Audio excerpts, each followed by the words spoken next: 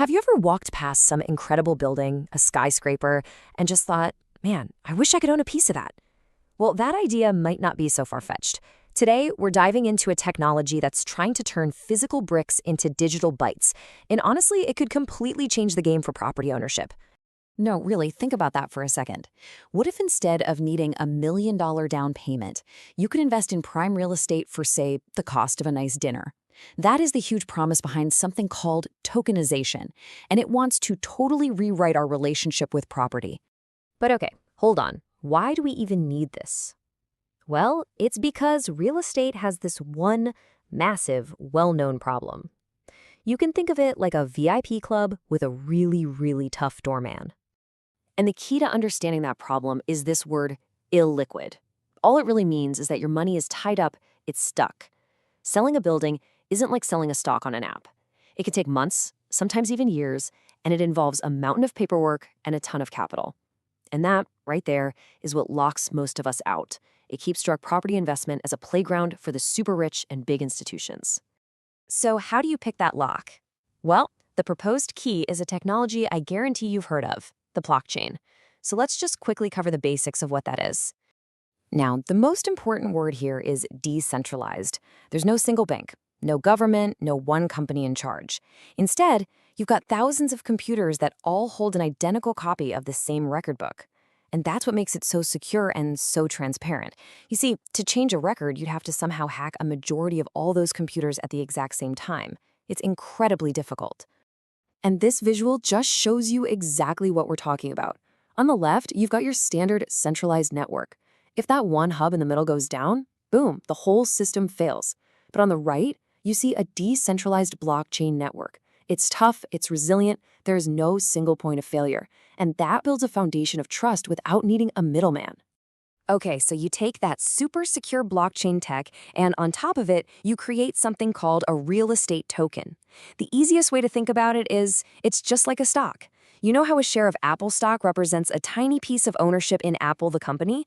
Well, a real estate token represents a tiny piece of ownership in one specific building. All right, so this all sounds great in theory, but how do you actually physically turn a building into thousands of little digital pieces? Well, the process is actually a pretty clever mix of old-school legal structures and brand-new technology. So here's where the legal world and the digital world really come together. First, the actual property gets put into its own little legal company, which is usually called a special purpose vehicle, or an SPV. So now, that company legally owns the building. Then, that company, the SPV, is what gets tokenized. Its ownership is digitally sliced into tokens. Investors can then buy those tokens and later on trade them on a secondary market, just like they would with stocks. So, to break it down even more simply, Step 1, the building goes into a legal box. Step 2, that legal box gets digitally sliced up into tokens. Step 3, you buy a token, which gets you a little piece of the ownership. And Step 4, you can trade that slice with other people on a digital marketplace. Sounds simple enough, right? So you can see the promise here. It's all about democratizing real estate, making it liquid and opening it up to everyone. But, as with any shiny new technology, there's always a big gap between the hype and the day-to-day reality. And you can really feel the optimism in the field. I mean, listen to this quote. The vision is for a world where big assets like buildings are just as easy to trade as anything else, bringing this incredible efficiency and transparency to a market that's, well, famously slow and kind of murky. But let's get real for a minute.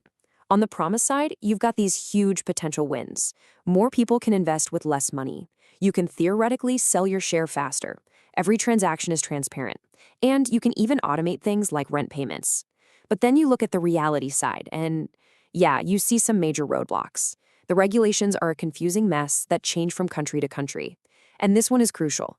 Investors don't actually own the deed to the property. They own a share in the company that owns it. Plus, your entire investment is often tied to the fate of just one single building. So, we've got the theory, we've got the pros, we've got the cons. But there's really only one question that cuts through all of the noise. Has this actually worked for investors so far? This is where the rubber meets the road. I mean, all the talk about access and liquidity is fantastic. But at the end of the day, if the investments themselves don't perform well, what's the point? So, let's take a look at the first real academic study that dug into this. And there it is. The first big academic analysis came back with a pretty sobering finding. When you actually adjust for the amount of risk you're taking, these early real estate tokens just didn't perform as well as simply investing in the stock market or a traditional housing fund. So let's break down exactly what that means. So what the researchers found was that these tokens were really volatile. Their prices swung up and down like crazy, but they didn't provide the high returns you'd expect to justify all that risk. And here's the really fascinating part. The token prices actually moved more in line with the stock market than with the housing market they were supposed to represent. This suggests investors were treating them less like stable property assets and more like speculative tech stocks. So where does all of this leave us? Is real estate tokenization a failed experiment? Or is it just a brand new technology that's still in its infancy? Well, the conclusion seems to be that right now the practical problems and the poor performance are pretty hard to ignore. But, and this is a really big but, the study also emphasizes that the potential here is massive. It's not that the idea is bad. It's just not quite there yet. The market needs to mature. And that leaves us with this huge open question. The dream of tapping an app on your phone and instantly buying or selling a fraction of, say, the Empire State Building. It's an incredibly powerful idea. The technology to make it happen is being built as we speak, but whether the legal, financial, and practical realities can ever catch up, that remains to be seen. What do you think?